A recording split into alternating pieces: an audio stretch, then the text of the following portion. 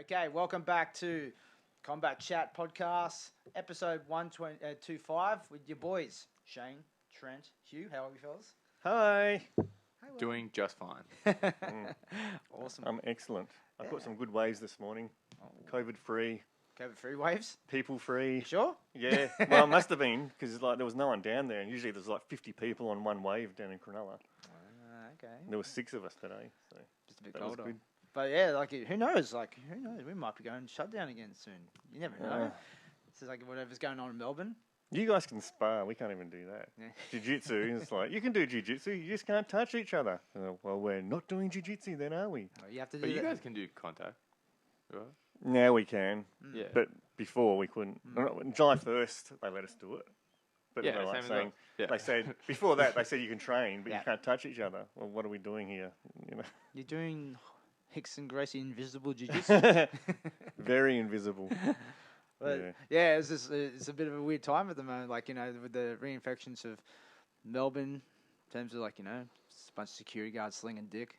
Yeah, The quarantine. security guards, they love to sling the D.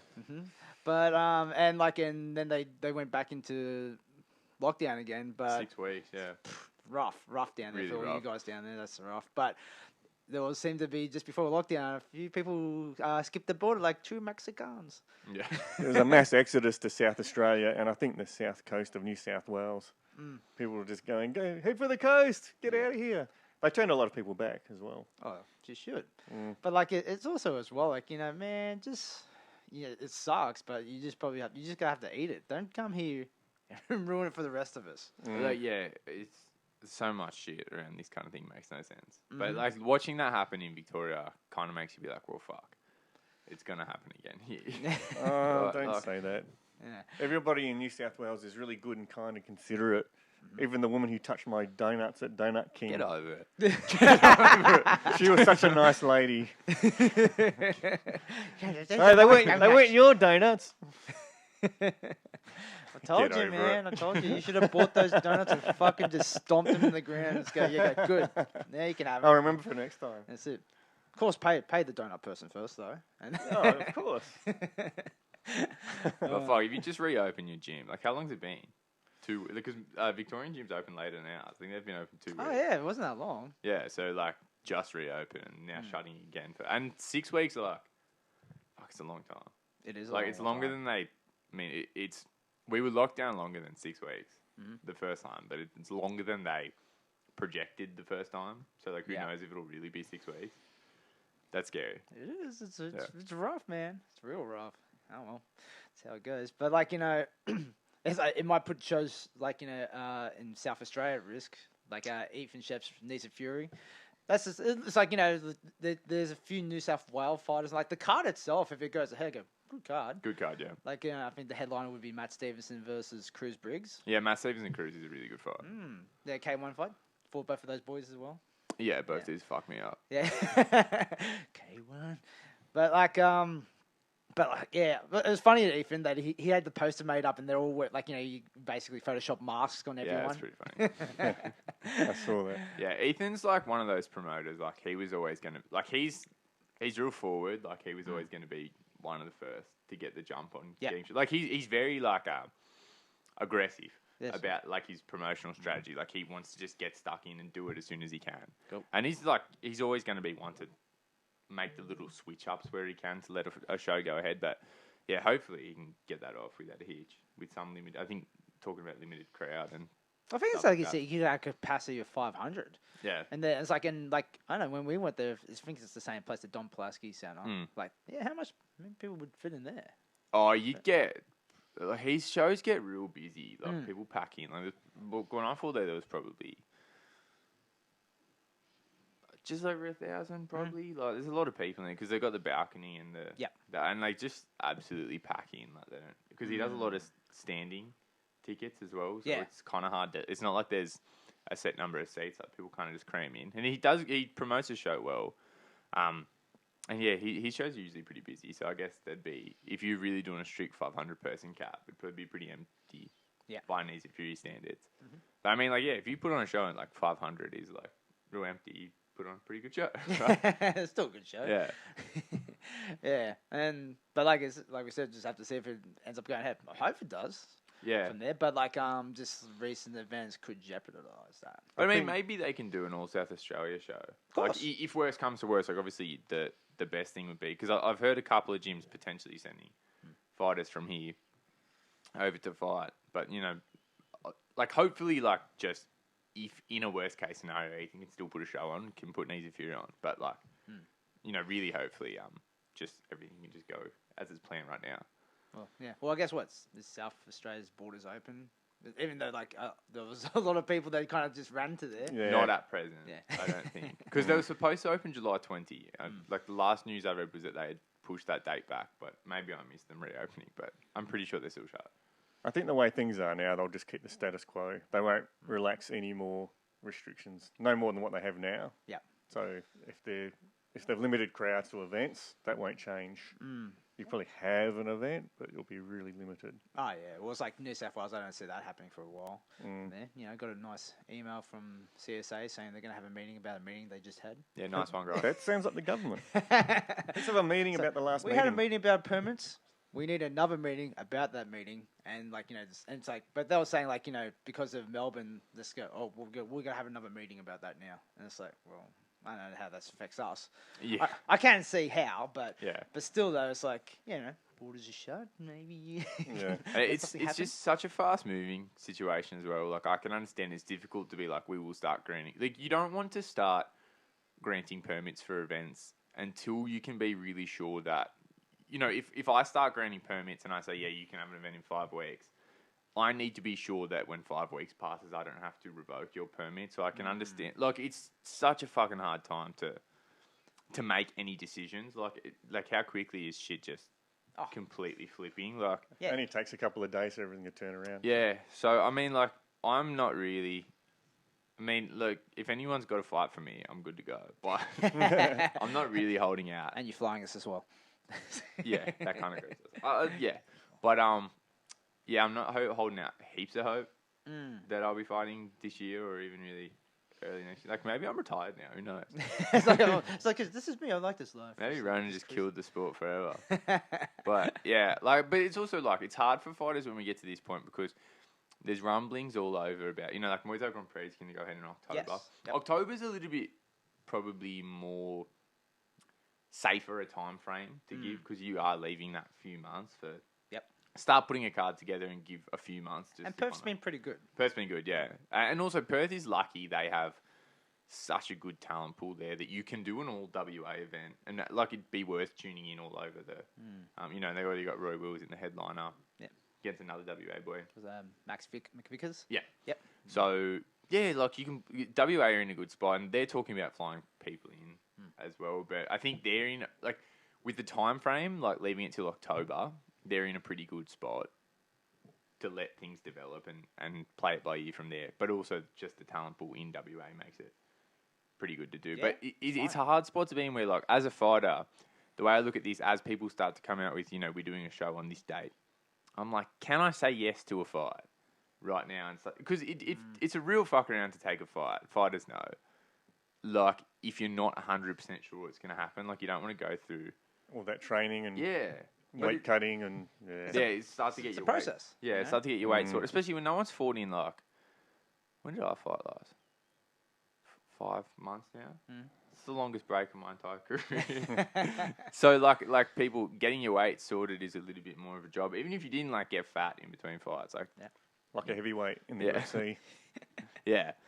We all want Giant Volantes, So, like, it's a bit hard to, like... It's a big ask on your body to get everything sorted to fight again and then get told, no, it's actually not happening. Sorry. Like, I don't blame anyone. I understand fighters who are, like, just get me fight as soon as it comes up and just take it and kind of roll the dice with it. But I also... I don't blame anyone for saying they won't accept a fight until they can really see that it's clear. Like, it's a pretty complicated time. Yeah. Have they still got the hard border closure in WA? Or they sort of relaxed I it? don't know WA. I was told that it's still a hard close. I can't keep up, border. and I But stopped reading the news. They've been open way longer than us. Like in Yeah. terms of everything else, like in terms of restrictions. Yeah, they were climbing all over each other when they would let the pubs open again and everything. Yeah. You wouldn't Quick, know. get the schooners. Yeah, you wouldn't know there was social distancing there. They were just like, let me through the entrance. Well, it's funny, like the someone on the kind of coronavirus, the health authority in the UK, they said that they had to just make an official statement, like it has to be understood that drunk people can't social distance. Like you, Yeah, Makes sense. fair. That's fair. especially like UK. There's like big small crowded pubs. Yeah, Mm.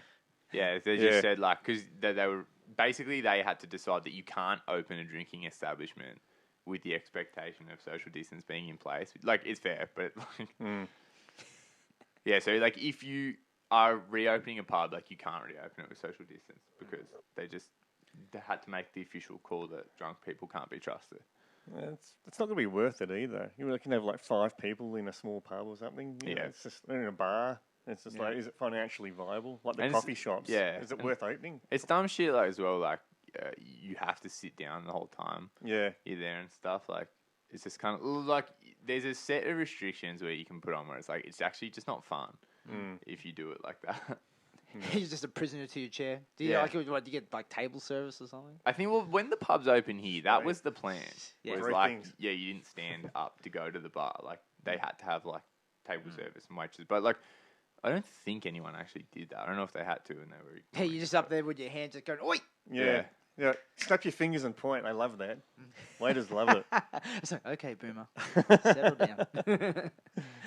But yeah, so that seems to be like the scene in Australia at the moment. Still really up in the air. Like there's some hopeful glimmers, but then like just this past week, it's really kind of put a dampen on it. A lot of it's like especially like Melbourne that produced a lot of great Muay Thai promotions. That's not going to be happening this year. That's going to hold like the whole kind of the wheels getting back in motion properly in Australia back a bit. Like we sort of rely on Victoria.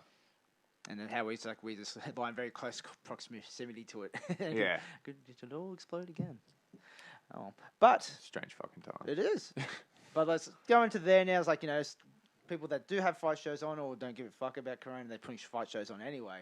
From there, UFC. Yeah. Fight Island. Yes, Island. Yes. Yeah. You guys looked at it on a map. Yep. Not a fucking island. Once they got like 500 dump trucks and made an island in the water, Yeah. then they have an island. You go to like a pool, and then like there's a little kid section, and it's like in the middle of like a pool. Yeah. That's the equivalent of the island that they're trying to do. Yep. I mean, like, if you believe the Fight Island story from the start, we're buying a fucking island. You're a fucking idiot. Well, the Chinese did it in the South China Sea. Ooh, political. It's like, what are they doing with all that extra money? The fighters aren't getting it. So Yeah. Yeah. They could have made an island. Like, he just deliberately sold this narrative that they had just purchased an island somewhere, in the Caribbean or something. Yeah. And, like, it was just going to be this purpose-built UFC. It's Qatar, it's isn't gonna it? be like a cage in the sand and Yeah. Like, Yeah. But, like, in the open air, yeah. I don't blame Dana White for saying this, but, like, I cannot believe how many people believed it. Like there was really going to be this open air UFC on a deserted island. Yeah. Basically a beach. I think we've travelled down the road many times about MMA fandom. I know there's a lot of fans out there and a few Americans that listen to us, but guys, seriously, you got to use this. You got to use the brain. I'm tapping my head if you can't see me. It's on the camera. He's tapping his head.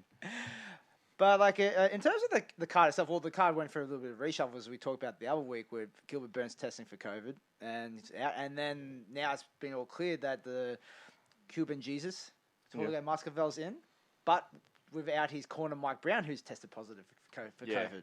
Well, I guess well, no one will really hear this before the show actually happens. So we probably I really tried to get it out, but I can't expect. I can't guarantee. Yeah. Probably won't go into too many specifics about the card. But as far as just like the Corona situation, don't you feel like the UFC got pretty lucky for shit only really started to get ripped apart by coronavirus later things now? Like they got like 2 whole months of events done. I thought it would have died. Pretty much, without a hitch. sooner. But now it's starting to be a little bit more like it feels like it's starting to pull cards apart. Oh yeah, definitely. They should have pulled that fucking Nunes card apart. Like, why are you doing it to this guy? Yeah. There's a few other cards. That card was like the Jessica I card. Oh, survived. Yeah, the Jessica I card. Actually, that's the one I meant. Yeah. Nunes is tomorrow, isn't she? No. She already fought. Who's tomorrow? She beat the shit out of Felice Spencer. Yeah. Who's Rose Namajunas fighting tomorrow? That's a different weight class. What? She fought Jessica Andrade again. Oh yeah, that's right. Yeah. Interesting fights, but there is a lot of good fights still on there. Like Masvidal versus Usman. That's an interesting fight. Good fight. Probably a bit better if it was planned, in a longer space. But like Masvidal said, I was training with Portier all this time, so it was probably put on a bit of a retainer by UFC to some point. Obviously, he would have done some negotiating for cash. Yeah, there's no doubt in my mind that he was the backup fighter for this. Because he I think this has actually played out remarkably well for Jorge Masvidal, because like he said when they initially tried to call him up for the title fight, the whole reason Burns had it was because Masvidal wasn't going to get paid. Yep. They were expecting him to get paid less than he got paid to fight Nate Diaz. Because there's been a lot of I see little bits of why doesn't Jorge just fight for the title? Why is he complaining about not getting money? It's if you had a sort of marquee position on a card and you got paid X amount of money, that's your money forever. If you win that fight, that just doesn't make any sense. You don't fight Nate Diaz for X amount of money and then go on to fight for the title for less. So that was completely fair to sit out. I think it played out well. He says no, and then basically, I would imagine this would have been a part of the thinking. Go ahead with whatever fight you want. Call me when it falls apart. Because there's such a high chance that any fight falls apart. True. So now they have to come back to Jorge and give him at least most of the money that he asked for initially. Because they had to have offered him some good money to do this on. I wonder if they'll disclose it, because they're still a private company, aren't they? They don't have to disclose what they're paying their fighters, do they? Sometimes the commission it has to be made public, so there'll be no commission, so they won't have to. Yeah, that's so right. Masvidal, they'll probably throw the coin he wants, give him the cash he wants, and just not disclose it. But they also do discretionary bonuses, so they give the commission purse, and then they give but that's a tax thing as well. Yeah, because if it's not part of your income, it's just a gift from the company. You get taxed differently on it. Yeah. And it's reported differently. You could pretend it never happened. Yeah. But yeah, so they had to come back to Jorge and give him the money that he wanted. So it's played out well in that regard.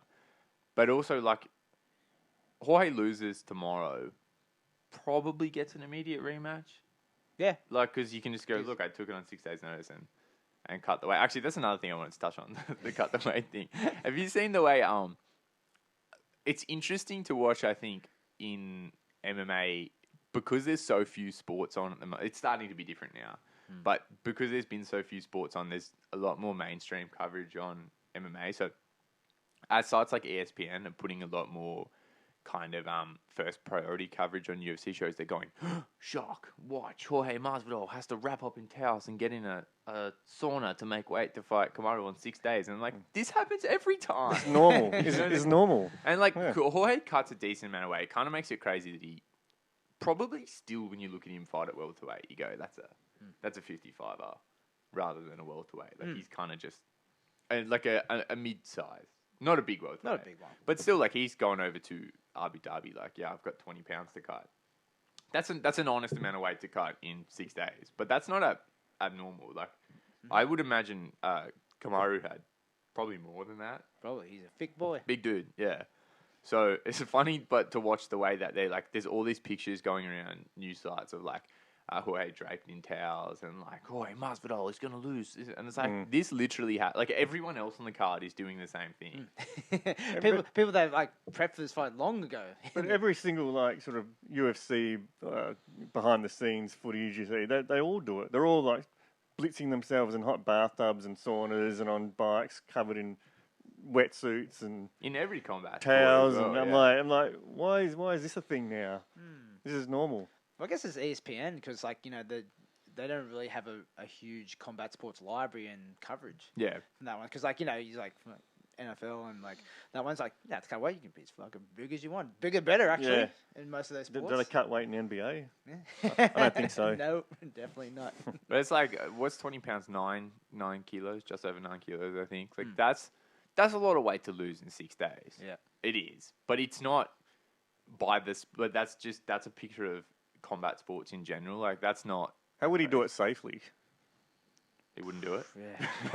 I don't think there's a safe way to do it. But, like, that's a normal amount of weight. Like, I have... Like, even at the local level, I have plenty of friends that have done similar weight cuts. Like, Did they win? Fell off that a couple of times, just quietly. Like, that's not like an insane... By combat sports standard, is not an insane amount of weight to cut. It's just pretty... Like, to me, when they go... You know, Jorge weighs around about 190. I didn't doubt that there was probably a chance that he was just kind of a little bit lighter than that. Yeah. But also, so like, okay, like my thought reading that is like, oh, he's in shape. Like, he's in fight shape. He's not making... It's like, yeah, that's pretty standard. That sounds about right. Because I actually think probably when Jorge was fighting at lightweight, he was probably coming down from around about the same. Like, I don't think... Yeah, like, what I mean is, like, it's just getting so much attention because there's no other sports to report on. But he's not doing anything out of the ordinary. I actually think more or less this says he was in shape and ready to go as normal. Yeah. But it's like reported, like, he made weight anyway, so the fight's on. Had some pizza on the plane over as well. Nice. Nobody missed weight, did they? Not in the main card. No, I didn't hear anything. Think so. But also, when you have no athletic commission, don't even turn the scale on. Like, just get everyone to stand on it and go, just let them great, cheat. Everyone has made weight. They just line everyone up in their underwear and goes, yeah, it looks about right. Put their fingertips on the edge of the scale and just... Yeah. Just don't weigh them. Yeah. Don't make them cheat. Just like, yes, he's on. Well, it's not cheating if you allow it. Yeah. Yeah, I don't know, like, how, like, interesting things about this as well. Like, yeah, how, like, would the judging go and that? Like, UFC, they're allowed to bring their own people in that, or as long as they've been tested, or does Abu Dhabi have its own one? I think because it's the same when they go to most Asian countries, right? I think they just bring Vegas judges. Yeah. That's what they used in the fight nights at their centre in Vegas. They just used their own judges there, didn't they? Well, no. Well, Vegas has a commission. Yeah. It's like But they're all UFC kind of. I mean, okay. So if they're in Vegas, they have to use that commission judges. Yeah, but don't they use those same judges when they go international and there's no commission? Basically, yeah. That's what I say. So, like, I think it's Vegas where the judges come from. Yeah. If you don't have a commission yet. Fair enough. Because not that many places actually have. Like, there are places in the States that don't have state commission. Oh, yeah. Yeah. Yeah, definitely not. You think all those Indian reservations? Commissions and that? I think that, Vegas tends to be like the sort of priority. Indian reservations, that was Dana's backup plan if Fight Island fell apart, wasn't it? I thought that's where it was going to go. Correction, Native American. Yeah. Oh, what did we say? Oh, shit, sorry. That's it. You know, not even allowed to call that the Redskins anymore. Yeah. You know? Well, it's wrong anyway. They're not Indians. They aren't. Nowhere near India. It never made any sense. That's a conversation for another time. Native Americans. Yeah. But like, the regular card is looking good, in terms of, like, you got one I'm really interested in is like Jose Aldo versus Peter Yan. How do you think that goes? I think Peter Yan wins.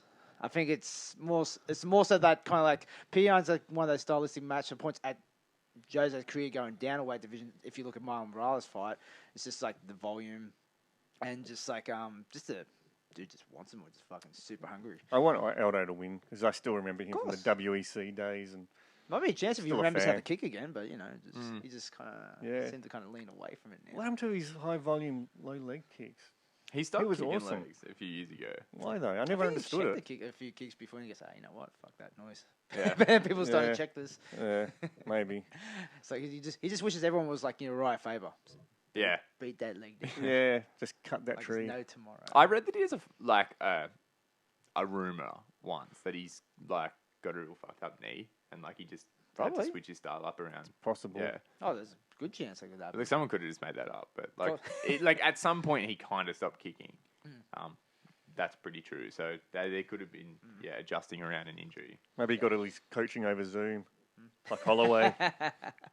That's actually another side, along with Fight Island, where people will just believe anything they read. Like, do you really think Max Holloway's sitting there like, I just trained I like in my house this whole time? It just made it effective to go. Just and he grew the hair out too. Yeah. But you just don't know. It's like satire. It's like you can think of the stupidest shit possible, and someone is out there doing it for real. So people just believe anything now. Oh, MMA fans especially. Yeah, no, stop it. Come on, we want to keep them listening. We like MMA, but Hugh doesn't. But that's it. Like, you reckon Holloway would have taken a mind frame to change anything up from last time he fought Volkanovski? I don't know. Like, he'd just go, oh no, I just do my thing. One thing that I think is a problem for Holloway is that like he didn't win that fight, but he maintains for all these funny reasons that he did. Like that to me can be a bad sign for a fighter coming into a rematch because it's quite similar to Joanna. She would come out of these fights just really stubbornly defending that she should have won. Where like that to me tells me you just like the mentality is we just need to run it back and let the judges get it right rather than what do I need to fix this time. And he's saying things like, oh, he just racked up points with ineffective low kicks. Like, that's what Holloway put. Like, that fight wasn't it. Look, I haven't watched it in a while. I didn't go back and, like, study it. I didn't think that fight was that close. No, I didn't have it close. I didn't think it was down a wire last round. It wasn't a coin toss decision. And then, like, Holloway has this weird thing. Like, that's the other thing about MMA not really having a fucking scoring system is, like, the fighters always come back like there's all these real fine technicalities that people could win on. Like, oh, he just slapped my leg. Like, it's not like a clicker point system where if you just make contact with a strike, you get a point, and that's why you won. Yeah. Like, Volkanovski is just got incredible cardio. I know in his camp, the inside gossip, his camp, he's just a beast. He doesn't stop. He just goes. He does not run out of gas. And that's just in his camp. And he fights the same way, really. Oh yeah, it's like it's kind of like it's like since he had he's getting some influence from City Kickboxing. Obviously, not this time around. He had to stay at home the entire time for this one. They're the coaches that went with him though. Yeah, like Riddell and Eugene. Yeah, the coaches he brought with him. Yeah, but he trained in the Gong. Yeah, Windang was there. Yeah.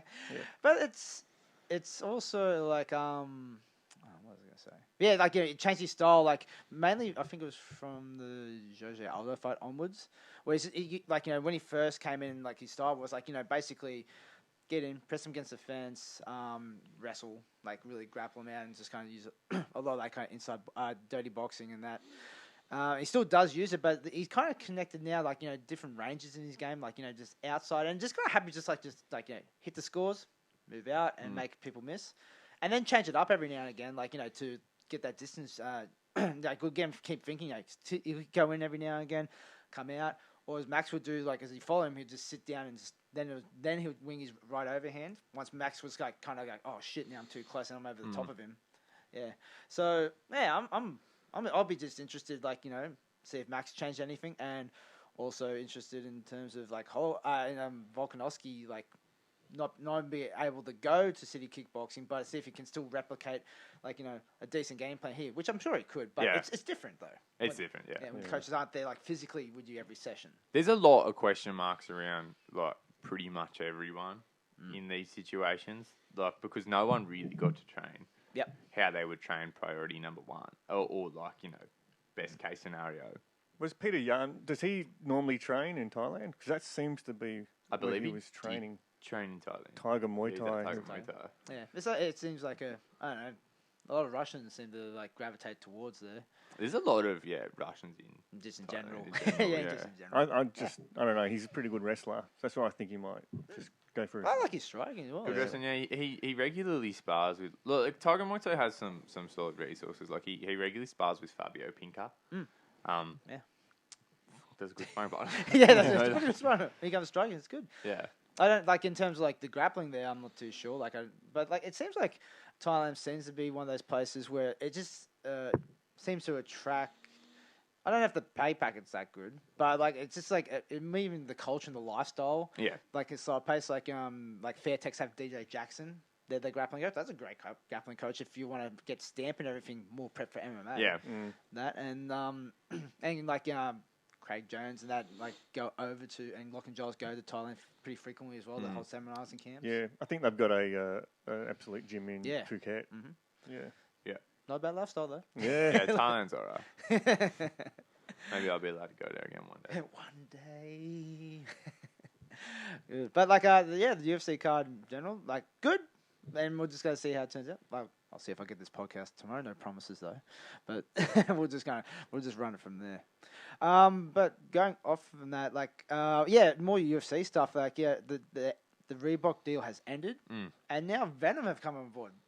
Not what I would have picked. No. Yeah, Tap out version 2.0. Yeah, It's when an I old say school brand, wouldn't pick, I mean like Venom's a fine brand. I just wouldn't have seen it happening. Yeah, wouldn't have picked if you put like names in the hat of like which you think like I wouldn't even think Venom would be in the hat itself. That's why I'm making the tap out comparison because they're they seem to be a very MMA centric brand, whereas Reebok. You're saying people that wear it also have that hat backwards. And I'm not saying they look like drug dealers in Venom's tracksuits. actually the difference between Venom and like tap out was just like Venom actually make like legit quality kit. That's true. Yeah. That's true, but I'm talking more like global branding. Like Yeah. Reebok just covers everything, whereas Venom are very combat centric. I thought the next brand that would be similar to Reebok, like a because Reebok didn't do anything fight related. Like it's not like they even No. It's not like they even had a hand in some boxing equipment or anything. Yeah, like if that. you like Nike or Adidas. Yeah, I thought it would be like a Nike Puma or or an something. Adidas. Yeah, something like that. But I think it's better than an actual combat sports brand.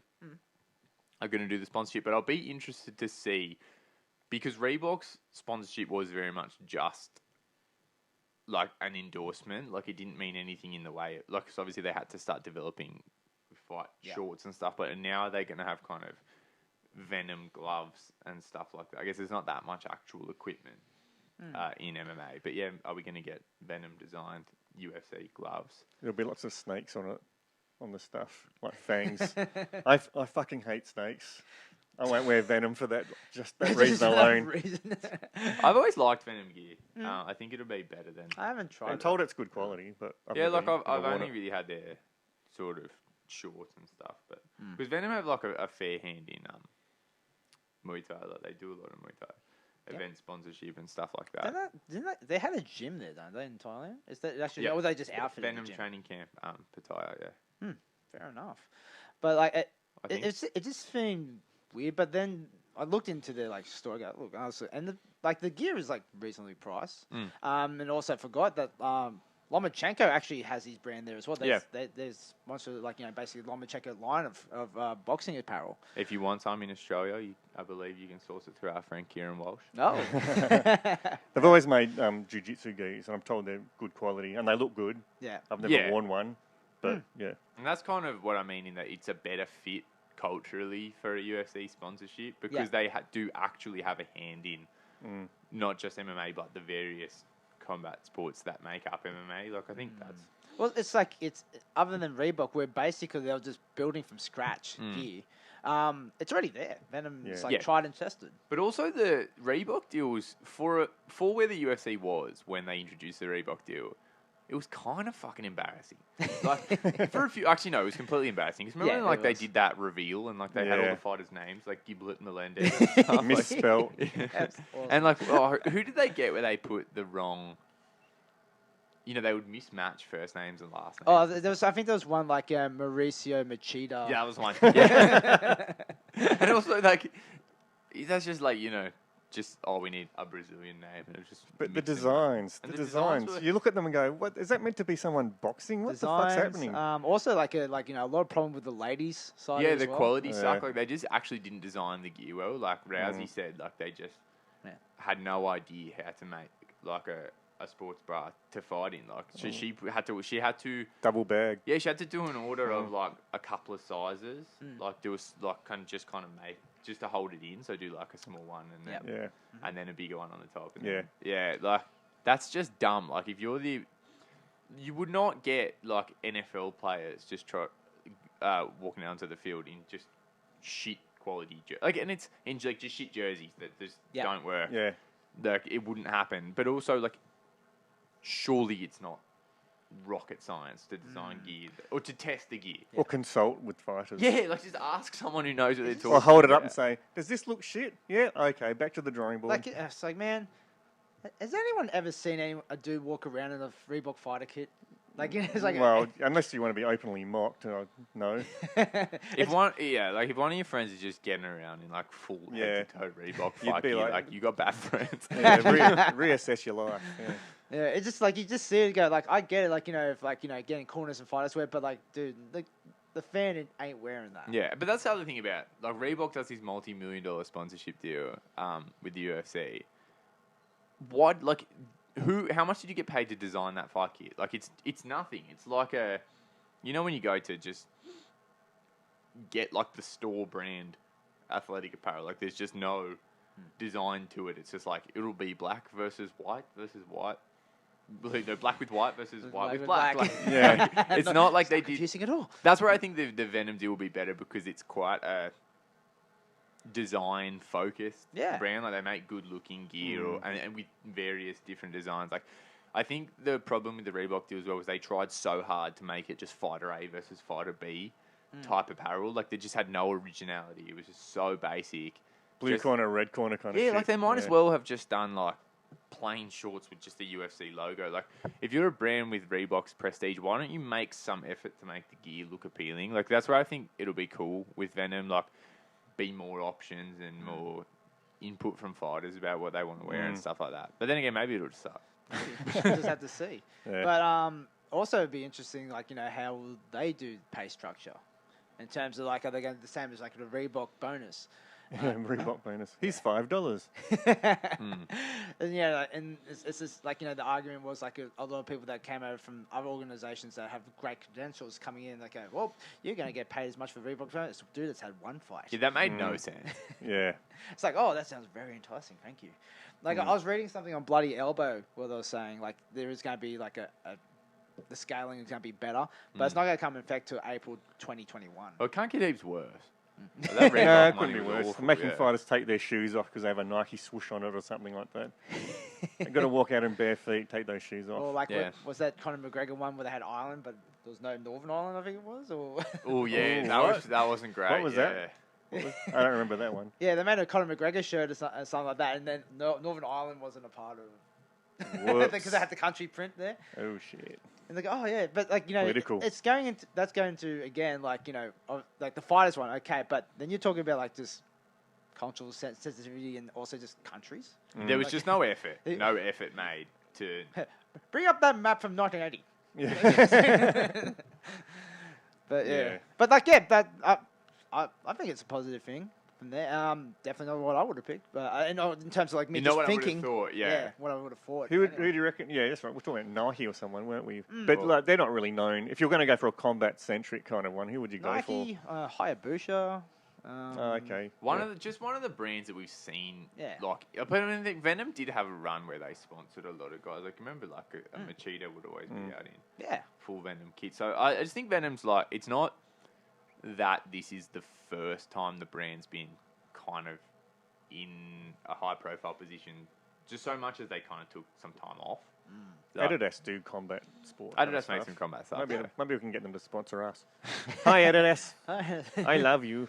Well, you better turn up in that Adidas jumper and I have to go get the shoes out there. Get some texture and something. I'm a Nike man. Air Maxes, Jordan. Hit me up. All right, so I think there's enough on the MMA stuff, isn't there? I can't remember. Oh, Mike Perry hating an old man. Mike Perry likes to punch old people. Right? Conor McGregor's just come, my man. Yeah. In the background. Mike Perry. But like, if I did post like one story, I can't remember which side it was from there, but like on the Instagram for at Combat Chat Podcast on Instagram is Mike Perry like getting the altercation like. It started in the restaurant supposedly, then it ended up getting outside where like there's a whole bunch of people fucking just trying to hurt him out. Yeah. Because he supposedly hit a couple people already inside, and his girlfriend's there, cornering him, or 15 years older than her. Yeah. And then like this old dude's coming up, but like man, the old dude got in his face. Yeah, that's what I mean. I go, old dude, you are way punching above your weight here. Yeah. You don't need to do this. And then Mike Perry just basically just flatlines him. Yeah. Yeah. I don't know. I think Mark Perry does not. I mean, like, I take the sympathetic view. Like, I don't think he really seems to be of sound mind at the moment. Like, he really was. Like, he touched on a couple of things, like in the post-fight interviews of his last fight. Also, fought quite well. I mean, like, not excellently or not really against an excellent fighter, goals, but not too bad, right? Like. he showed up ready to fight. So he's fighting his demons. Yeah, but like touched on a couple of things about financial troubles and not paying taxes. Yeah, most of what's coming out now seems to suggest that he's an alcoholic also. So no, we don't want to get sued. Allegedly. Just throw allegedly in front of things. Oh, fair enough. Yeah. But I saw like the UFC said they kind of like put him on suspension until I don't know he gets treatment. Yeah. Which is like, and Dana White came out to say like, yeah, this has been coming for a while. Oh, yeah. But why is he Dana White sitting on the sidelines and he's dropping he's been dropping N-bombs and things like that and racial slurs. And that's the other side. That's just the way he talks. Yeah, when you see who him cares? In like his social media videos and stuff, like he's just really stop. quite manic. Yeah, it's just not cool. It says some pretty fucking unnecessarily offensive shit. I know people go on about political correctness and blah blah, but come on, man. There's racism and then there's just racism. Yeah. There seems to be an MMA line in terms of like what's politically correct and not. Yeah. But I don't know. I think that's kind of the problem with. There's a lot of problems with MMA. But one of the problems with MMA is like being like a character, playing like it's such like that line between MMA fans love a character, and just demonstrating kind of tendencies that really suggest, you might you might be building towards something being seriously wrong is kind of celebrated, and then the environment will then accentuate the behavior that kind of brings you to stardom, and I think that's sort of where, like, Mike Perry is not an elite level fighter. I mean, like, I don't know, he's not an elite level fighter within the UFC. Right? He's a high level fighter. He's not like top 10. Yeah, but he's got that level of fame because of how he acts. But really, like, when you pull apart the things that he does and says, like, it's really suggesting that something is wrong. But it's just like that reinforcement of like, fans get behind you for being the way that you are, and then your environment will start to egg you on like that. And then like it's kind of like no one's offering you. Everyone celebrates the way that these guys behave until something really badly fucks up. And I think that's kind of what's happening here. Yeah. But it might go into the fact why he says he doesn't have corners or coaches either. Probably like a lot of them just say, hey man, you probably shouldn't be fighting. You might want to sort some shit out. Yeah, like I think in a lot of ways as well, he's a dude that really suggests he has the personality that he doesn't respond well to getting his shit checked. Like that's why you don't want any coaches, anyone telling you like things that you should and shouldn't do. Yeah, definitely. So yeah, like I don't know. I guess I'm taking the sympathetic view of Mike Perry here. Like he seems like he's got some demons, but it also doesn't seem like he's a very good dude. Like, it doesn't seem like a. Like, that's what I see when he's talking about like a lot of his like I said it last week. Like I thought he made or whatever week it was. He makes some good points about trainers in MMA, like about how they're not really caring about their fighters and they're they care about they want to be the star of the show. The airtime. Like but he also said some things that just suggested he can't cop a fighter-coach relationship, like having someone checking him and telling him he's doing everything and trying to push him to grow. So and when you have that kind of personality, that leaks into other areas of your life. Like you're not going to want someone around saying like, "Hey man, you've been drinking a lot lately." Like you're just going to kind of cut ties. Everyone says something that you don't want to hear. Are you judging me? Is this indirectly judging me? No, it is not. Just because I like... is your intervention. Hey, you've been saying "os" too much. But hopefully you can only hope he gets the right kind of care. But like as we see, like MMA in general, most of the time it doesn't really happen. Yeah, the Mike Perry's MMA get kind of chewed up and spat out. Yeah, unfortunate. So going off the MMA a bit from there, there's some Muay Thai news. Yeah, I got some stuff. Got some things happening. Oh, you want to touch on kickboxing first? Oh yeah, it was like we talked about Glory the other week from there, and it was like there's a really good like a journalist, I guess a journalist for kickboxing in general. I think we mentioned content creator. I'm not too sure. Yeah, I was like I'm not too sure like on specifics, but he good dude though. Yeah, he seems to be like right on the the pulse of kickboxing. K1 Anu, which is like check it out. There's got some good stuff in there. If you like kickboxing your thing, definitely check his gear out. Brought a video out recently. Seems like to do the research in terms of like Glory where they're at the moment. So it is confirmed, as he was saying from there, it's gone into receivership, which is not bankruptcy. Not bankruptcy. Which is So there is like they can come back, but it does mean like their financials and things like that are like not the best. It's just receivership. That just means their financials just taken out of their hands, and is managed by a third party. Yeah, and basically like the first step of this on the receiver side is just to scale back the head count. So a lot of like their Dutch office closed.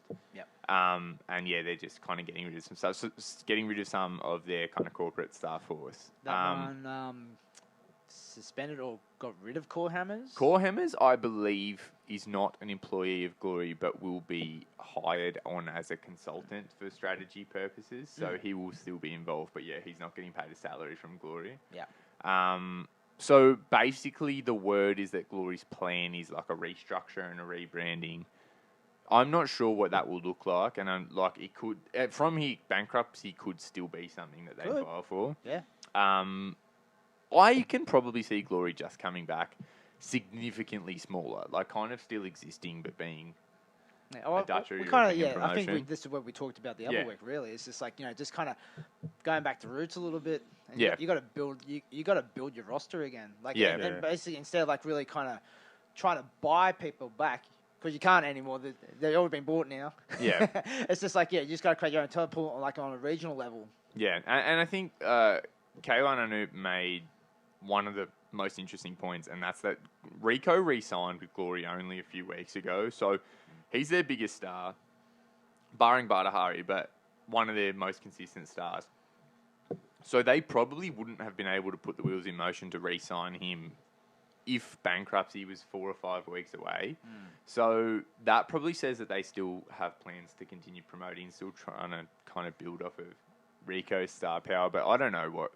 Yeah, most of like what we kind of speculated last week is what's come out concrete now. Yeah. I think it was like in terms of the numbers, they were saying like when they first were starting to break out from there, like, they're like 150 million in debt. Yep. And they still haven't really recovered from that. Yeah.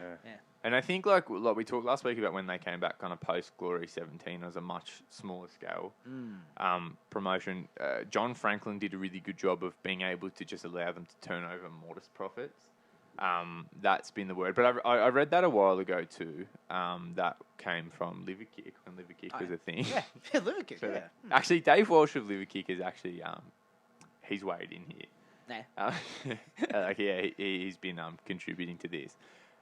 With the main point being, now do you see why I got out of reporting on kickboxing? Fair. Yep. Yeah, because it seems to be a dying. There's not a lot of global interest in kickboxing, but like apparently that was kind of Glory was moving forward with under John Franklin's regime. We're turning over a modest profit when events were happening, but not really creating a platform to build on anything major. And I think basically they just weren't making enough profit where this break from the coronavirus, like it wasn't something they could survive, which is sad. Hopefully they just restructure and they still kind of exist in some way. But if you can't give guys fights, you sort of have to let them go. And one championship will pick a lot of guys up.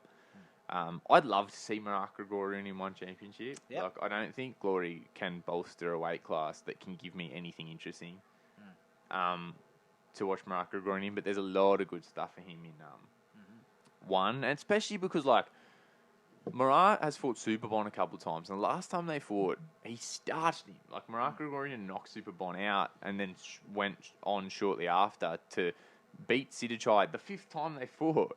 So like that's like one of the only examples in any combat sport I can think of where Sidichai beat Marat Grigorian 4 times consecutively, and in the 5th try he got the title from him. So like you got like the 2 big new star signings in one championship at 70 kilos are Sidichai and Superbon, and Marat has a recent-ish win over both of them. So that probably seems like the natural progression for him.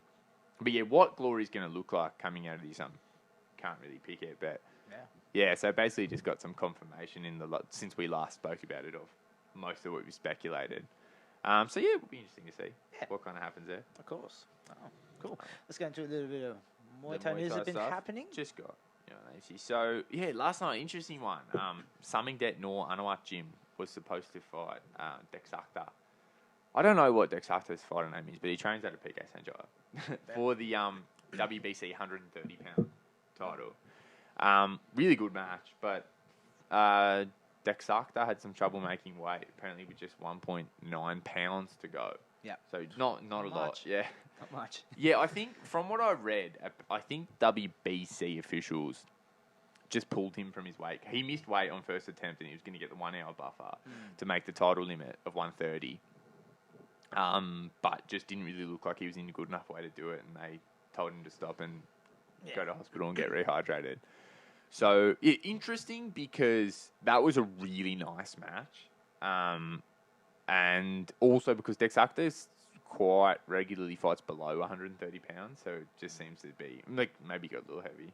Yeah, it would have been first fight back off the break, but disappointing because that match was really good. But Saming Det still fought. I don't know. I think they pulled the replacement from elsewhere on the card for Tanul Pech War Sangam Pride. So.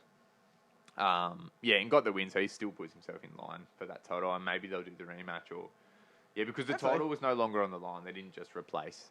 I guess there's a bit of a criteria for a WBC title fight, so it sort of didn't fit the bill anymore. It was at the same weight though, just interesting. I'd be interested to see if that is the WBC's influence specifically, and if another promoter would have just let Dexacta keep cutting weight. But not a lot of details.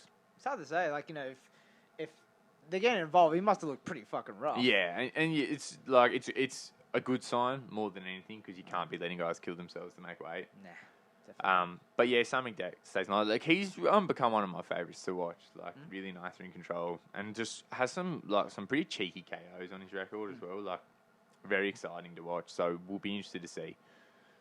Oh no, hopefully they can put that fight back together and Dexacta can make weight. But also this week, Raja Damnern Stadium is coming back. Also, this is an interesting one because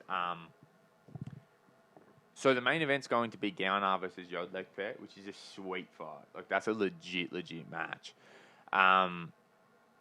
But there's going to be some kind of new streaming platform for Raja Damnern. I'm seeing on the posters they're making like just the YouTube logo, so I don't know if it's going to go live on YouTube if it can be I would imagine this will be some kind of paid stream because this must be an innovation off the back of not having any ticket revenue. And also that's quite a foreigner-friendly fight. Like it's not like mainstream friendly, but like Muay Thai fans around the world that aren't like really, really deep in stadium fighting know Gaunar and Yodlek Pet, and it's an exciting Westerner-friendly match. I love the match. I'm a big fan of Yodlek Pet. I like just this real built fucking brick shit house. 5 foot nothing and huge legs. And just massive leg kicker, good Muay Mat style. And then Gaunar is just silky smooth. Like just so good at counter fighting. And also like Gaunar is in a good spot here because he's actually coming off a commanding win over Rodtang. Also at Raja Damnern, right before things kind of closed down. Love this match. I think this is Gaunar's fight. I watched Yodlek Pet fight live earlier in the year, actually, at Raja Damnern against Nguyen Lan Lek, and he struggles against tall, rangy fighters that really know how to use that kind of centre line knee-centric attack. That's what Nguyen Lan Lek did to him. I've seen him kind of he can get outsmarted by fighters who don't want to sit down and have a firefight with him. Like that's where Sang Mani really fucked up against Yodlek Pet. I thought he really kind of sat down and fought him on the spot and got dropped. Massive power fighter that you have to know that backward ring craft and sort of run him onto things. So I would say Gaunar will manage that here, especially looking at how he fought Rodtang, who is kind of like probably a smarter version of the same broad stylistic archetype. So that'll be interesting, and it's kind of this.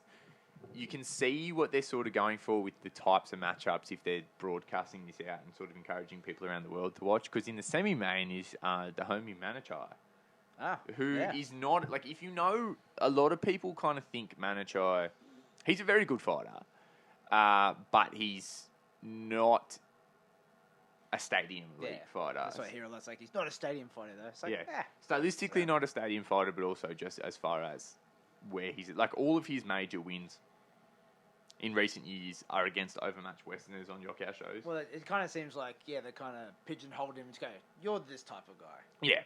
Yeah. And, like, they went a funny way with Manichal where, like, they just had him build his name against Westerners on their own knockout, on their own shows, and then they decided he was going to have a run at the top end of the stadium, and, like, we just saw what happened there. It's usually the other way around. Yeah. Yeah, it is usually the other way around. And, like, he had stadium runs when he was younger, but it was just a weird order to do his career in, and then you could just see the class difference against Rafi. Yep. When he fought him, but he's going to fight Ponek or Kwan Wang, which is a tough match. Again, like Ponek's elite, probably people. I've seen Ponek fight live too. Very good fighter, good, but also good aggressive fighter. People might refresh their memories to know he fought Chad Collins. Got the win over Chad. I think they fought a couple of times at Raja. So yeah, an elite stadium fighter. But to me, that kind of says how they're trying to get eyes on this. It's just like the types of names they're trying to use. But I think this is an interesting time for stadium fighting for a couple of reasons. It's really pushing something people have been calling for a long time, and that's a consistent way to access the Thai stadium fights as a Westerner. Yep. I think there's been call for it for a long time, but in Thailand, like, gambling funds the sport, so they don't really care about pushing it out. Like, it's the gamblers will pay the bills at the stadiums.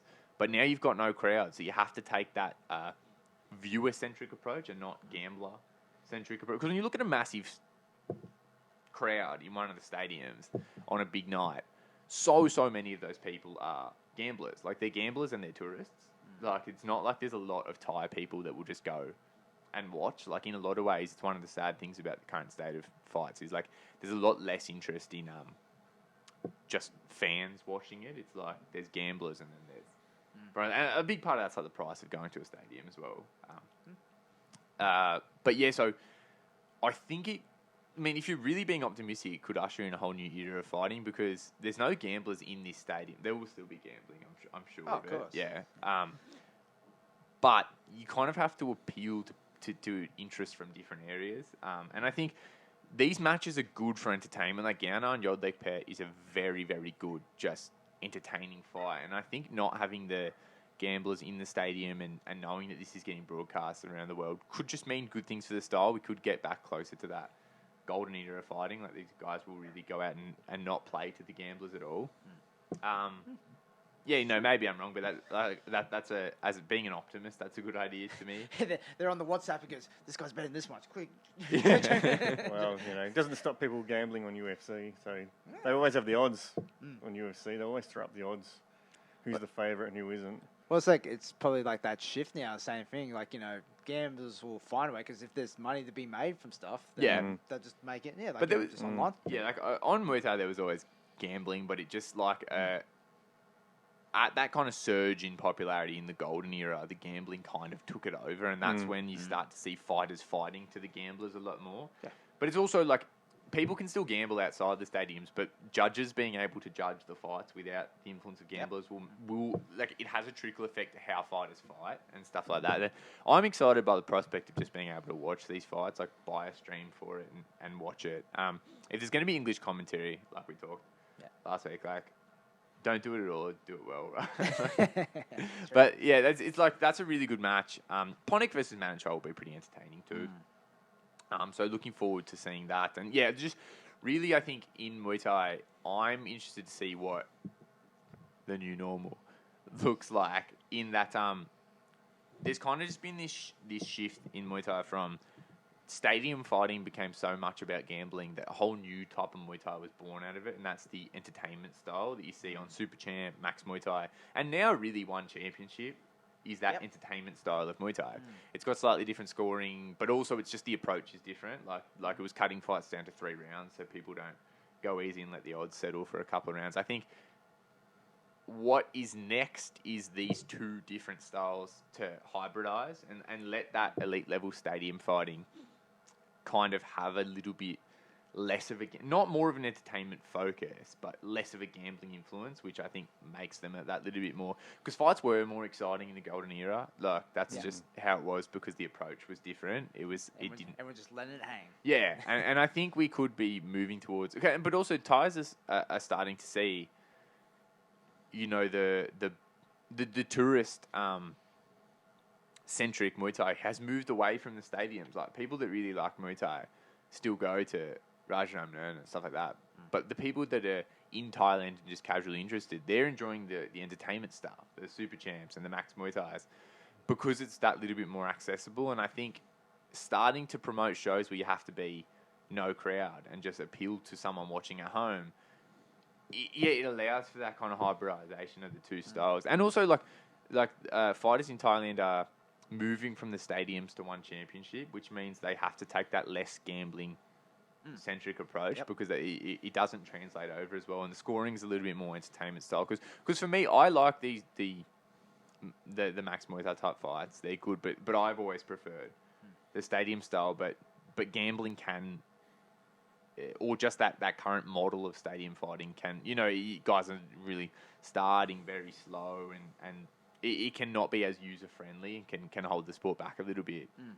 So yeah, like it'll be interesting to see what the first lot of crowdless fights at Raja look like and what the new streaming platform looks like too. I'll be keen to see it. And then also you've got like, it's all part of like that new world stadium is going to open soon, and that seems to be very much like the first stadium to kind of open that's doing the elite stadium thing. Like, PD Promotions were going to move from Raja. They've got Borkow fighting, like they're putting on big fights, but it's got that entertainment kind of focus. And so it'll be interesting to see that, if this is going to be a new wave of Muay Thai moving forward. Like, I think it could have been in the works for a while, and having to make things foreigner friendly and live stream friendly will be interesting. Yeah. So yeah, looking forward to seeing the stadiums moving again. If they don't put it in English commentary, maybe do a breakdown. Like I'll do BJJ that. Scout. Yeah, I could do that. He had some pulled because of UFC bullshit. But I don't know if you'd have the same issues with that. I could just commentate from home. Might be delayed. Yeah, and just record it. Just record it. Yeah.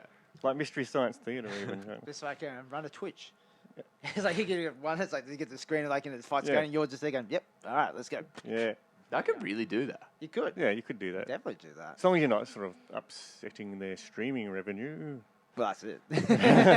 But if they're like... Just have a control in your hand. New Muay Thai game I just bought. Nah, but be a secret link. Like, if you buy the stream, you can watch it with my commentary.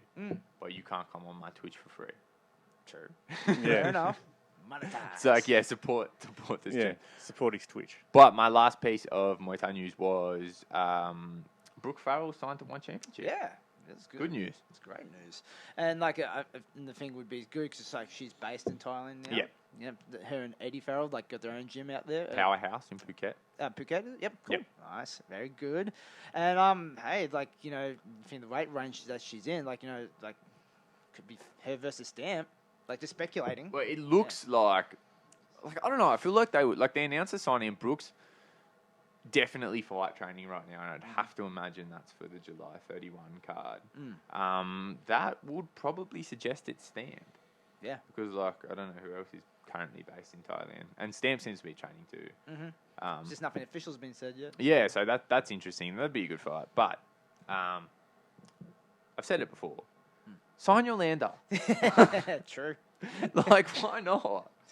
It's I don't know. I don't have an answer for that one. It's why not? You got Alma, you got Brooke, and then there's obviously the third one, Yolanda. I don't think anyone who really understands Muay Thai would say Yolanda has proven 10 times over that she's of the level. She beat Alma twice. And she was supposed to fight Brooke, and it didn't go ahead for whatever reason here in Australia. She's of that level of the girls that are getting signed, and she's been really elite level fighters through that World Muay Thai Angels thing. The Angels. She's one of the best in the world. I don't know. I just want to see Yolanda. Yeah, ranked WB. It's they got the rankings now for what WBC and all that. Yeah, and she's ranked above some of the girls. I'm not discrediting girls that they've signed. I want them all in there. Yeah, but and I'm not just saying it because I like Yolanda because she's local. She's legitimately world class Muay Thai fighter. Well, it's who we had on the podcast before, Brian Popejoy, saying it's who hands up who wants this girl tournament, and obviously, but it's put the comment in there, Yolanda should be in it as well. Yeah, it's I put up a whole bracket. There's a lot of talent, and you can flip that bracket around a little bit. That's one of the best sort of weight classes one's putting together. Name a better female weight class in any combat sports. Yeah, actually, yeah, that's right up there. So yeah, I just want to see. Like, I think Brooke getting signed is a really good sign, and good to see. More Aussies in one. But yeah, it's just, to me, it drives the point home that Yolanda needs to be next. I don't know. I mean, like, Yolanda's been hurt as well, so maybe she'd be in there if she hadn't had, she had that hamstring reattachment surgery, or yeah. So hopefully Yolanda's next, because yeah, I just want to see it. I just want to see Yolanda get the credit she deserves and get the fights she deserves. So definitely, hopefully next. Next. And that's all the Thai boxing I have for you today. Fair enough. Anything else, fellas? Well, there's a Polaris tournament on tomorrow morning at 5 a.m. if you can be bothered getting up in the UK. I will be up at 5 a.m. to watch Polaris. It's on Fight Pass. I don't think there's any big names on there from memory. But I think we're looking over, and like Tom Breeze was the only one UFC fighter. Yeah, my phone's not working, so I can't look it up. But then, and again, like, it's one of those ones where, like, Polaris usually just put on good events that there's a tournament in it. So, like, you expect, like, some good stuff happening. It'll be high-level grappling in Polaris. I think Charles Sonen's still got Submission Underground going. That's on Fight Pass as well. Flow Grappling has got some stuff going, like Fight to Win Pro. I think Gordon Ryan's got something coming up on that.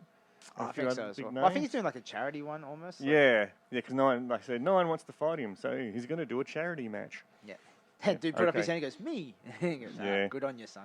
Yeah, it's all the bad press he's getting from his Instagram account. He's got to do something positive, I think. And the only thing I remember is, like, supposedly, well, it hasn't been officially said, but, like, Deontay Wilder versus Tyson Fury 3 might be off because Deontay's got a dent in his head. Yeah. That's just a fracture, right? That's called a fractured skull. Yeah, and, like, that goes... That's not good, though. Yeah, that's terrible. But it's like, I was like, I wonder where you got that from Tyson Fury denting up your head. And that goes into the thing, it's like, and you don't want corners to stop your fights. Yeah. Yeah, he doesn't really paint a good picture of that logic. Yeah. Yeah. I was watching a few videos because I was trying to source this and I couldn't see anything, and there's no official announcement, so it's like, it's alleged. So this is not like news. But like but it's gone a deep hole on YouTube. People talking about Glovegate for Tyson Fury. Oh yeah. But they're saying, like, his glove was flapping, like hand wasn't in there. It's like, why would you care? That would not benefit him in any kind of manner. Break his hand. Yeah. It just meant this is badly put on. Like, neither team has commented. It's just a rabid fan base. Yeah, that's the funniest part about that conspiracy theory is, like, it doesn't, like, no one from either side is even trying to make it a thing. Like, it's just fans. It's like, you treated with the gloves. Like, it's like, if he did, it's like it actually hinders him.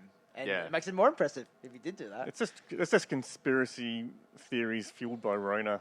People in isolation with nothing else to think about. Just dissecting videos. Do you see it's flapping, mate? Yeah. Flap that. But would that mean Fury and Joshua, they just go ahead with it? If it's like, if we're doing fights in Abu Dhabi, anyway, so... Well, they talked about doing it here. Yeah, Australia's a great place. Heck yeah, I did it. Let's go to Suncorp. Just do it there. Yeah. I'd go to that if the borders were open. If the borders were open. Like, I got tagged in that a lot. Like, they're bringing Fury versus Wilder 3 here. And I was like, look, I'd be stoked if they did. They're not, though. No. Yeah. Like, because they're talking about, like, it's one of the only places, and it's probably changed now as well, Australia as a whole, as a destination, but they were talking about, like, it's one of the only places that they could feasibly do a full arena.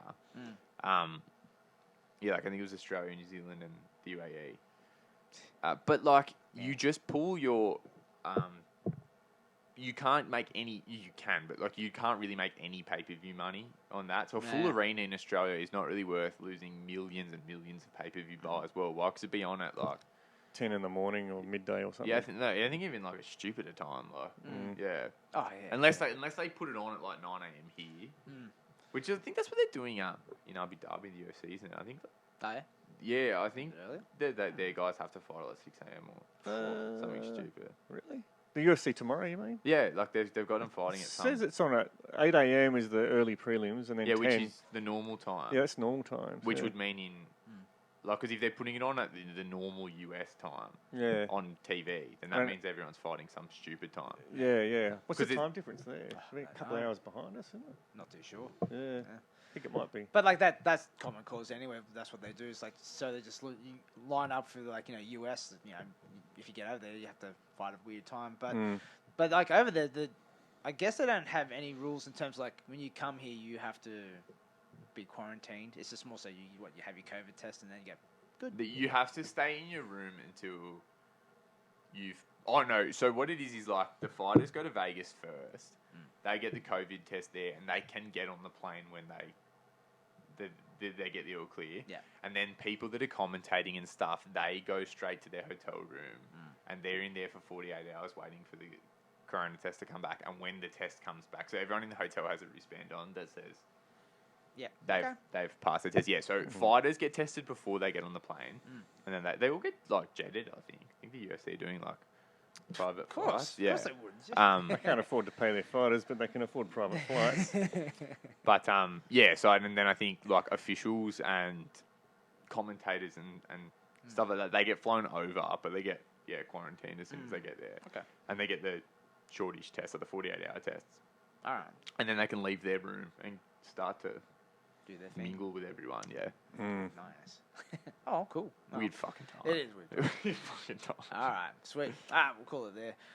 So yeah, thanks for listening to us again. So you can catch us on Facebook and Instagram at Combat Chat Podcast. I gotta get used to doing that. Yeah. Hopefully, I have an interest in my intro guy got back to me today. He goes, I've been slammed, and hopefully I'll get it done by the weekend. Yeah, because everyone started a podcast. It's like, everybody. I noticed that everyone started a podcast, but we'll see who's left standing by the end of it. Yeah. Because I did it before; it was cool. Is it the same guy that did the last intro? Yeah. Cool. Edgar in USA. Respect. Respect him. Nice. He's a good man. All right. But so remember, if you are listening to us, we're also on YouTube. So Combo Chat Podcast, subscribe to us, like our videos. If you're watching us on YouTube, we're also on Spotify, iTunes, Google Play, and all other podcast platforms. All right. Until then, we'll catch you next week. Bye. Us.